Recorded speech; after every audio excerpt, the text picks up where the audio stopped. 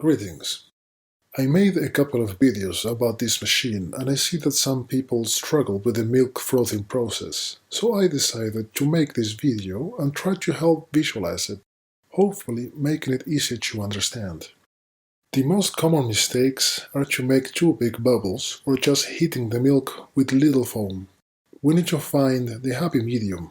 This requires certain skill that can only be acquired through practice. I will use water so you can see what is going on below the surface, but I will refer it as milk. It is very important to differentiate the sound that the one makes, as this is the best way to tell what it is doing. First, I'll bury the one completely below the surface, which heats up the milk but produces no foam. Slowly, I'll lower the pitcher as to let the one come around 5 to 10% above the surface. This will inject air from outside into the milk and start the swirling motion. The milk is now picking up rotation speed, which helps distribute the foam. Note how, due to the rotation speed, a vortex is created which we have to compensate for.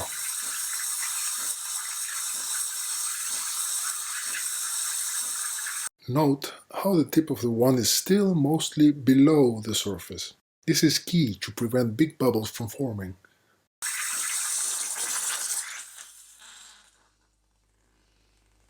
Let's review the exact same steps from a different angle. As before, the wand is below the surface producing no foam and little swirling motion.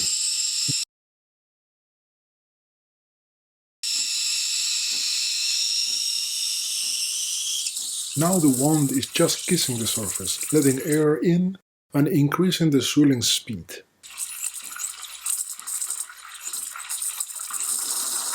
Now the wand is too far out, making big bubbles and disrupting the swirl.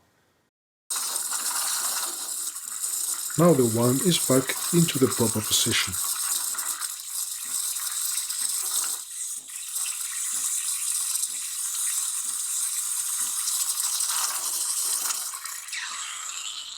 We have seen what the wand does depending on its position relative to the milk surface. Now let's make a coffee. I'm using a regular pre-grinded coffee from the supermarket, the pressurized filter the machine came with, and whole milk. In this case I'm filling the 2-cup filter.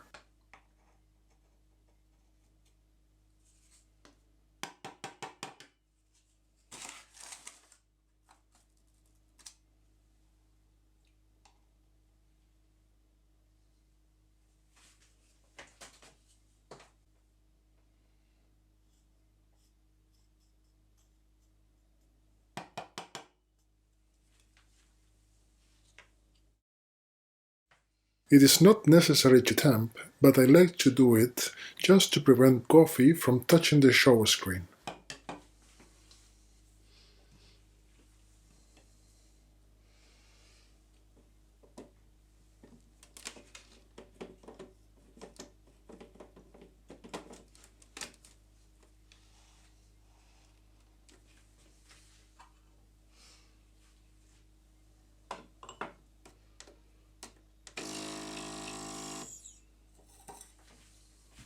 I like to prepare the milk as the coffee is brewing to minimize the time the coffee is sitting waiting for the milk.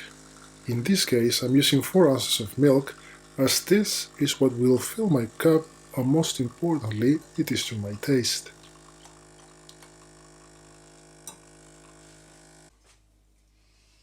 When the coffee is finished, I remove the cup so the drops from the filter don't ruin the crema.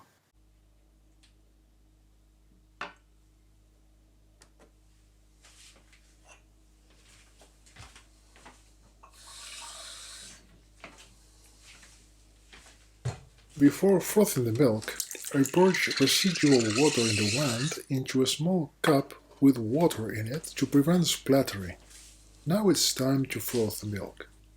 I will purposely bring the wand too far out and create big bubbles, what is exactly what you don't want to do. Then I will put the wand in the proper position. Note how this will remove all the big bubbles as the milk swirls. This is just to show you that you don't have to be perfect, just mindful, and you will get great results.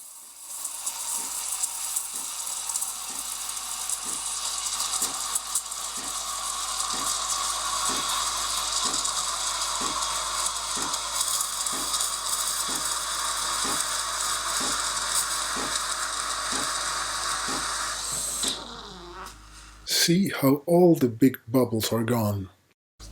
Make yourself a favor and always clean the wand properly.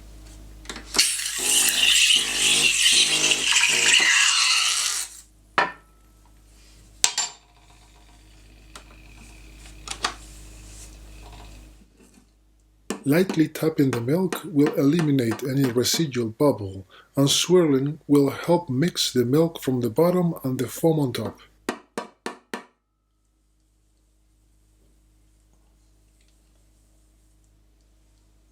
I apologize for the framing, but I hope you can still see that without too much effort you can easily froth milk for latte art. I wish you the best of luck and thank you for watching.